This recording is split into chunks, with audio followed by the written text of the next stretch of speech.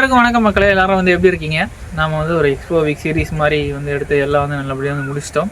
First time வந்து vlog எடுக்கிறேன், எப்படி இருந்துச்சுன்றதை கமெண்ட்டில் வந்து சொல்லுங்கள்.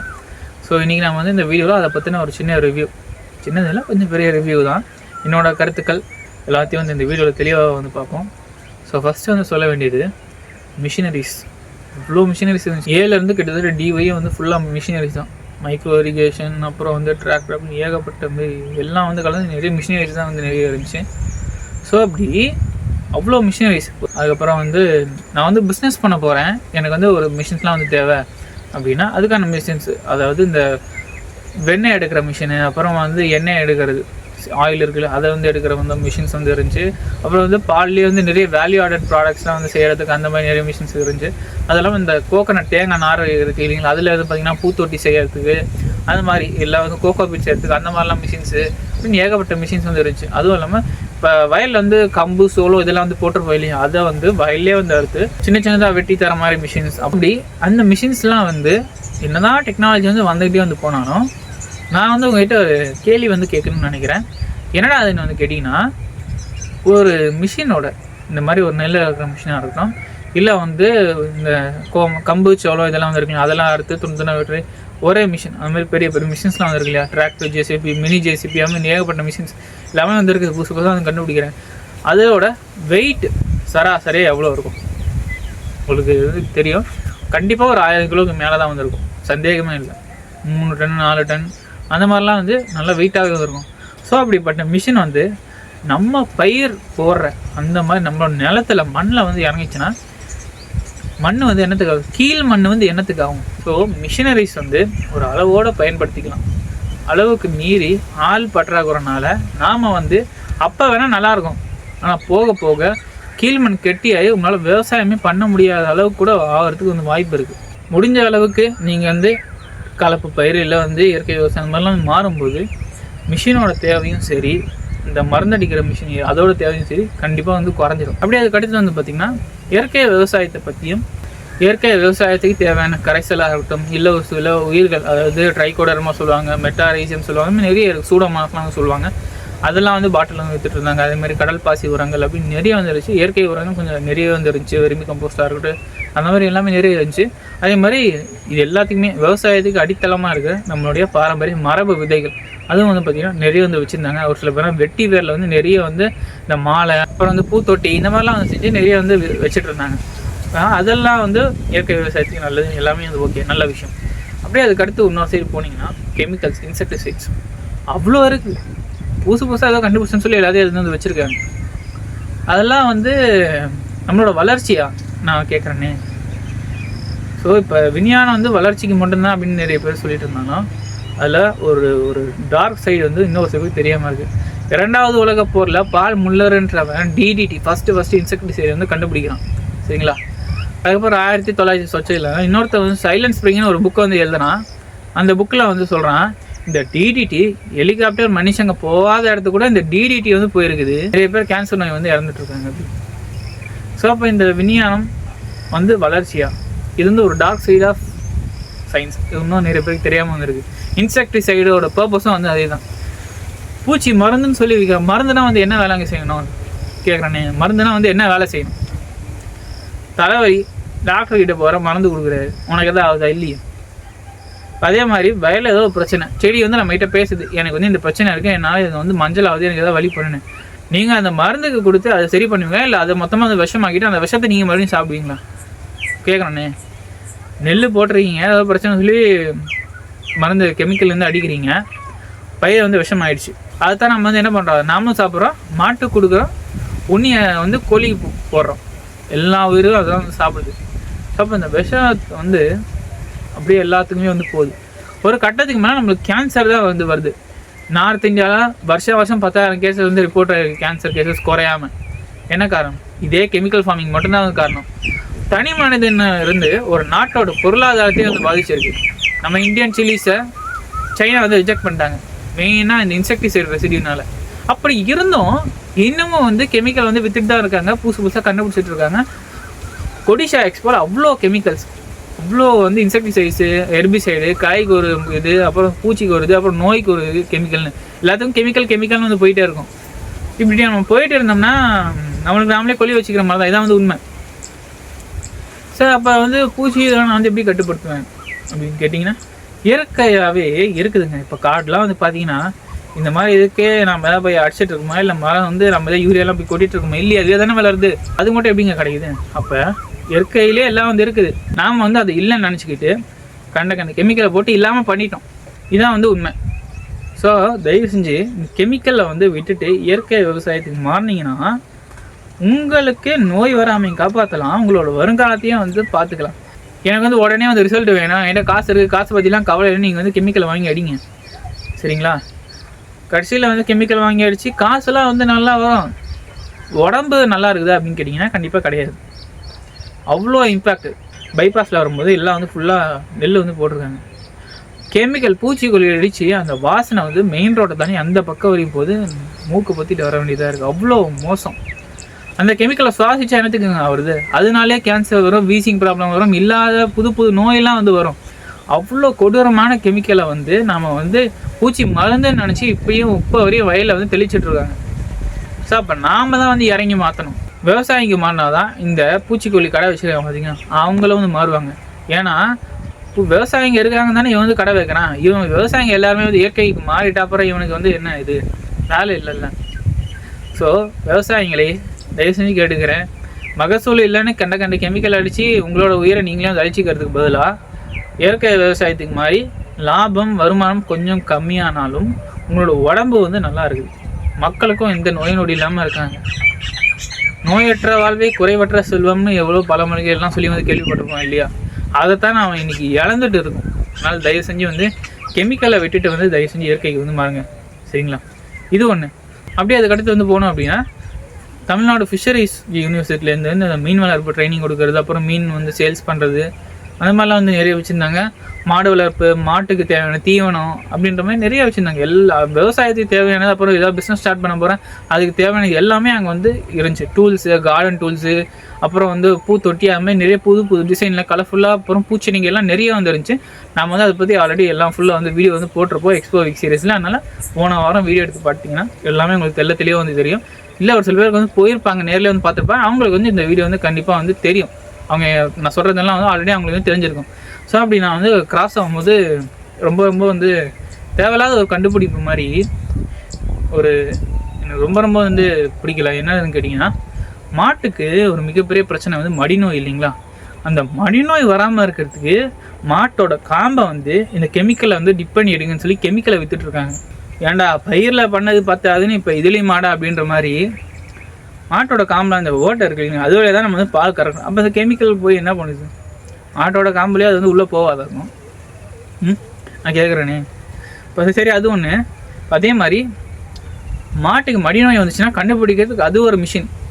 என்னன்னு கேட்டிங்கன்னா ஸ்டார்டிங் ஸ்டேஜ்லேயே கண்டுபிடிக்குமா? ஒன்றும் இல்லை, பாலை வந்து கறந்து அந்த மிஷினில் வந்து விட்டிங்கன்னா எந்த காம்பில் வந்து இது இருக்குது அப்படின்றத கண்டுபிடிச்சி சொல்லுமா.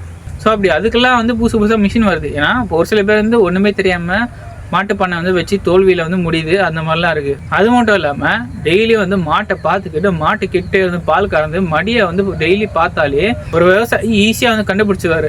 ஆனால் நாம் வந்து என்ன பண்ணுறோம், மாட்டு பண்ணை பேருக்கு தான் வச்சுருக்கோம், மாட்டோட மடி என்னைக்காச்சும் போய் பார்க்குறோமா? ஒரு மாட்டு பண்ணை வச்சுருக்க ஒரு விவசாயி வந்து பார்த்திங்கன்னா டெய்லி வந்து மாட்டோட மடி எப்படின்றத தடவி பார்ப்பார். பால் கறந்து அந்த பால் வந்து ஒன்று ரொம்ப தண்ணியாக இருக்கும், இல்லை ரொம்ப கிட்டே ஒரு மாதிரி திப்பியாக வருதுனால மாட்டுக்கு ஏதோ மடிநோய் வந்து வந்திருக்குன்னு சொல்லி கண்டுபிடிச்சிருவார். ஆனால் இப்போ அதுக்கு வந்து ஒரு தனியாக மிஷின். இந்த மாதிரி கண்டுபிடிப்புகள் வந்து புதுசாக வரவங்களுக்கு ஏதோ கொஞ்சம் வந்து யூஸ்ஃபுல்லாக இருக்கும். ஆனால் அது வந்து ஒரு தேவையற்ற செலவு தான். ஏன்னா நீங்கள் ஒன்ஸ் ஸ்டார்ட் பண்ணி உள்ளே வரும்போது மாட்டுக்கு கூட நீங்கள் வந்து அதிகமான டைம் ஸ்பெண்ட் பண்ணி அது கூட இருந்தீங்கனாலே அதோட ஆக்டிவிட்டியில் கொஞ்சம் டீவியேஷன் தெரிஞ்சாலே நீங்கள் வந்து ஈஸியாக மாட்டுக்கு பிரச்சனைன்றதை வந்து கண்டுபிடிச்சிடலாம். ஸோ அதை விட்டு அதுக்கு ஒரு மிஷின் இது கூட ஓகே தான், ஏதோ விடலாம். ஆனால் இந்த கெமிக்கலில் காம்பை வந்து டிப் பண்ணி வந்து எடுக்க சொல்கிறாங்க, அது எப்படிங்க பண்ண முடியும்? ரொம்ப வந்து தப்புங்க. எல்லாத்துலேயுமே வந்து கெமிக்கல்னு போனால் என்னத்துக்குங்க வருது? ஸோ அதுக்கு பதிலாக என்ன அல்டர்னேட்டிவ்? அதாவது நம்ம முன்னோர்கள் சொல்லிட்டு போனேன், பாரம்பரியமாக முன்னாடி மாடுகளுக்கு இயற்கை மருத்துவர் சொன்ன வழி என்னடா அதுன்னு வந்து கேட்டிங்கன்னா ஒன்றும் இல்லை, சிம்பிளான ஒரு விஷயம். தேங்காய் எண்ணெய் பாலை கறந்துட்டு மாடை வந்து நடக்க வச்சு கொஞ்சம் இன்னொரு பக்கத்தில் கொஞ்சம் கட்டிட்டு அதுக்கு வந்து தீவனம் வந்து போடுவாங்க.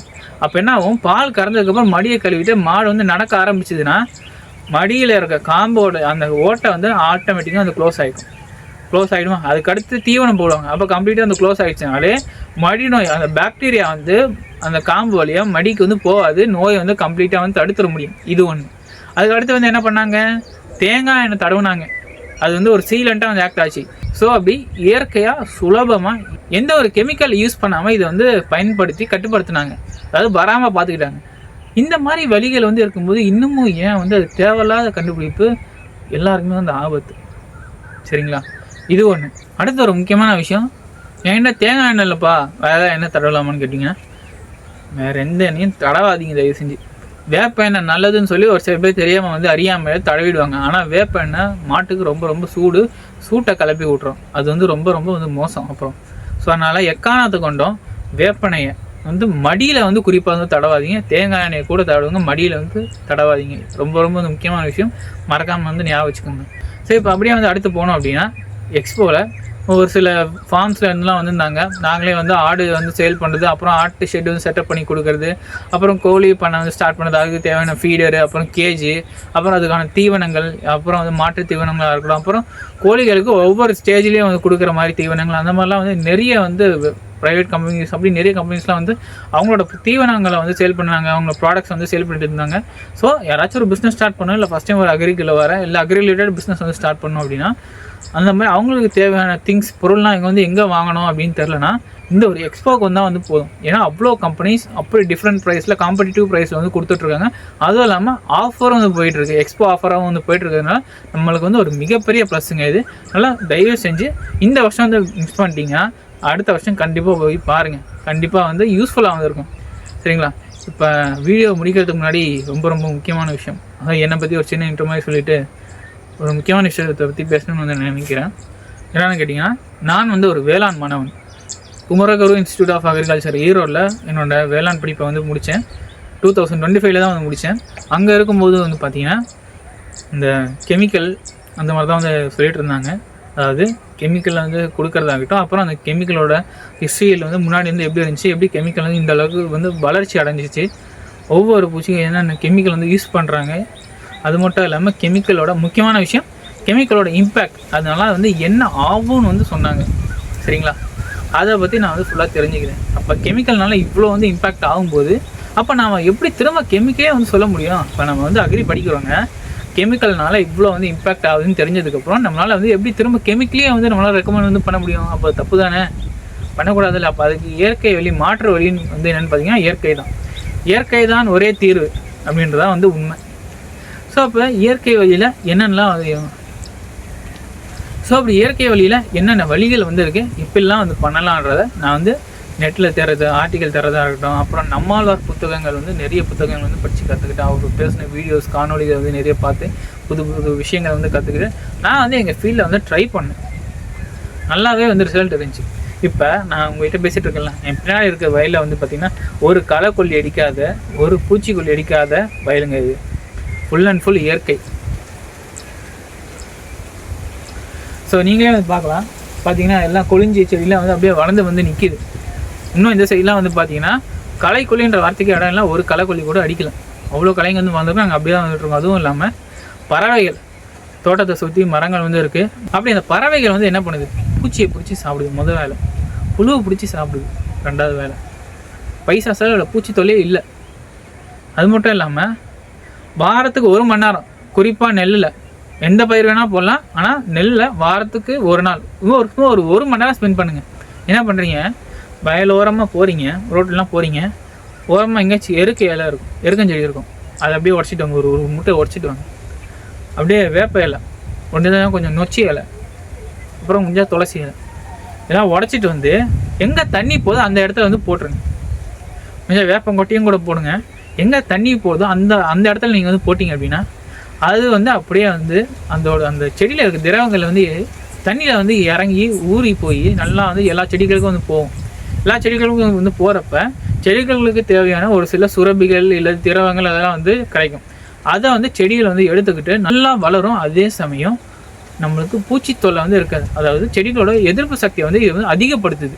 ஆட்டோமேட்டிக்காக என்னாகும், பூச்சி வராது, அதாவது மக்கிய வர நாற்றுக்கு பூச்சி வராது, பூச்சிகள் வந்தாலும் செடிகள்லாம் அந்த அளவுக்கு இம்பாக்ட் இருக்காது. ஏன்னு கேட்டிங்கன்னா பூச்சிக்கொல்லி அடிக்காததுனால நிறைய நன்மை செய்யும் பூச்சிகள் வந்து இருக்குது. எடுத்துக்காட்டா ஆல்ரெடி திரும்ப திரும்ப வந்து சொல்கிறது, முக்கியமான ஆள் சிலந்தி, அதுக்கடுத்து முக்கியமான ஆள் தும்பி, தட்டான்னு வந்து சொல்லுவாங்க, இங்கிலீஷில் ட்ராகன் ஃபைன்னு வந்து சொல்லுவாங்க. அது அப்புறம் கும்புடு பூச்சின்னு சொல்லுவாங்க, பெருமாள் பூச்சின்னு வந்து சொல்லுவாங்க, ப்ரேயிங் மேண்டிஸ். இதெல்லாம் வந்து பார்த்திங்கன்னா முக்கியமான ஆட்கள். இவங்களாம் வந்து என்ன பண்ணுறாங்க, இந்த பூச்சி மருந்துன்னு சொல்லி கண்ட கெமிக்கல் பாட்டில் ஓப்பன் பண்ணி 5 கிலோமீட்டருக்கு அண்ணாண்ட போயிடுறான். அப்போ இந்த கெமிக்கல் அடிக்கிற ஆளை வந்து அவுட்டு. இந்த தீமை செய்யும் பூச்சிகள் இருக்க வந்து பார்த்திங்கன்னா அவன் வந்து பயிருக்குள்ளே வந்து உள்ளே வந்து சாப்பிட்டுட்டு இருப்பான். நீங்கள் கெமிக்கல் அடிக்கும்போது மேலாப்பில் இருக்க இந்த நன்மை செய்யும் பூச்சிகள் இறந்துட்டு தீமை செய்யும் பூச்சிகளோட எண்ணிக்கை வந்து ரொம்ப அதிகமாகிடும். அதனால தான் மகசூல் இழப்பு வந்து ஏற்படுது. அது மட்டும் இல்லாமல் குளவிகள் வந்து எண்ணிக்கை வந்து ரொம்ப ரொம்ப வந்து அதிகம். இந்த புழுக்களில் போய் குளவிகள் வந்து தன்னோட முட்டையை வந்து போட்டுரும். இந்த குளவிகளோட முட்டை வந்து பொறிஞ்சி அந்த புழு வந்து காலி பண்ணிட்டு இன்னும் குளவிகளோட எண்ணிக்கை வந்து அதிகமாக வயலில் இருக்க காய் புழுவாகட்டும் மற்ற புழுக்களோட எண்ணிக்கை வந்து குறைஞ்சிடுங்க. இதான் வந்து உண்மை. ஸோ எங்கள் வயலில் நாங்கள் வந்து அப்படி தான் வந்து பண்ணுறோம். வாரத்துக்கு ஒருக்கா ஒரு மூட்டை, ஒரு 2 மூட்டை இந்த வேப்ப இலை, இயற்கை இலை இதெல்லாம் வந்து உடச்சிட்டு வந்து தண்ணி போகிற இடத்துல வந்து போட்டு இப்போ வந்து பூச்சி தொல்லையே வந்து இல்லை. எல்லாம் வந்து நாங்களே வந்து பார்த்தோம். நானே வந்து பார்த்தனே, அவ்வளோ தும்பிங்க வந்து பறந்துட்டு இருக்குது, அவ்வளோ சிலந்திங்க இருக்குது, அவ்வளோ நன்மை செய்யும் பூச்சிகள் வந்து இருக்குது. குறிப்பாக குளவிகள் வந்து அதிகமாக இருக்குது. அதுவும் இல்லாமல் பறவைகளை வந்து விரட்டுறதே இல்லை. ரெட்டைவால் குருவி நம்ம வந்து போனதாக ஒரு ஷார்ட்ஸ் வந்து போட்டிருப்போம். ரெட்டைவால் குருவி அப்புறம் பல பறவைகள் வந்து வருது. அதெல்லாம் நாங்கள் வந்து ஓட்டுறது வந்து கிடையாது. ஃபுல் அண்ட் ஃபுல் அது வந்து விட்டுருவோம். ஏன்னா அதுங்க சாப்பிட்ட மிச்சத்தை தான் நாம் வந்து சாப்பிட போகிறோம். அப்படி அதை சாப்பிட்ட உயிரினங்களுக்கு, பறவையாக இருக்கட்டும், எலியாக இருக்கட்டும், இல்லை பூச்சியாக இருக்கட்டும், எதுவாக வேணா இருக்கட்டுமே, பறவைகள் வந்து எடுத்துக்கோங்க, அவங்களுக்கு சுகர் வந்துச்சா இல்லை. அப்படி நம்ம அவங்கள விரட்டி அவங்க போனோடனே பூச்சி தொல்லை அதிகமாகி அதை கட்டுப்படுத்த வழி இல்லாமல் கெமிக்கல் வாங்கி அடித்து பயிரை விஷமாக்கி அந்த பயிரை நாம் சாப்பிட்டு நாம் இப்போ சுகர் வந்து அவஸ்தைப்பட்டுருக்கோம். சுகர்னு மட்டும் கேட்டிங்கன்னா கிடையாது, கேன்சரே வருது. இந்தியாவில் மட்டுமே நார்த்தன் ஸ்டேட்ஸில் மட்டும் பார்த்தீங்கன்னா வருஷத்துக்கு 10,000 கேஸுக்கு குறையாம வந்து ரிப்போர்ட் ஆகிட்டு இருக்குது கேன்சர் கேசஸ். அப்படி வந்து நம்ம நாடு வந்து போய்ட்டு இதுக்கெல்லாம் முக்கியமான காரணம் இந்த இன்செக்டிசைட், இந்த கெமிக்கல் தான். ஸோ அதனால் தயவு செஞ்சு வந்து இயற்கை விவசாயத்துக்கு மாறி நீங்கள் வந்து என்ன தான் காசு இருக்குது அப்படின்னு சொல்லி வாழ்ந்தாலும் ஆரோக்கியமான உடம்பு இல்லைன்னா காசு இருக்கிறதே வந்து வேஸ்ட்டு தாங்க. ஸோ அதனால் இயற்கை விவசாயத்துக்கு மாறி தயவு செஞ்சு உங்கள் உடம்பையும் உங்களையும் தயவு செஞ்சு பாதுகாத்து நல்ல ஆரோக்கியமான வாழ்க்கையோட வருங்காலத்தையும் வந்து காப்பாற்றுங்க. அண்ட் இவ்வளோ தூரம் பேசியிருக்கோம், இது வந்து ஒரு சில பேருக்கு வந்து கண்டிப்பாக வந்து யூஸ்ஃபுல்லாக இருக்கும். அண்ட் இதே மாதிரி உங்களோட தாட்ஸ், நீங்கள் என்ன நினைக்கிறீங்களோ அதை வந்து மறக்காமல் வந்து கமெண்ட்டில் வந்து சொல்லிட்டு போங்க. அண்ட் இதே மாதிரி புது புது விஷயங்களோட, புது புது கருத்துக்களோட உங்களை அடுத்த வீடியோவில் சந்திக்கிறேன். நன்றி, வணக்கம். அழகா மனதை அதன் போக்குக்கே விட்டுவிட்டால் அதற்கு காட்டு யானை பலம் வந்துவிடும்.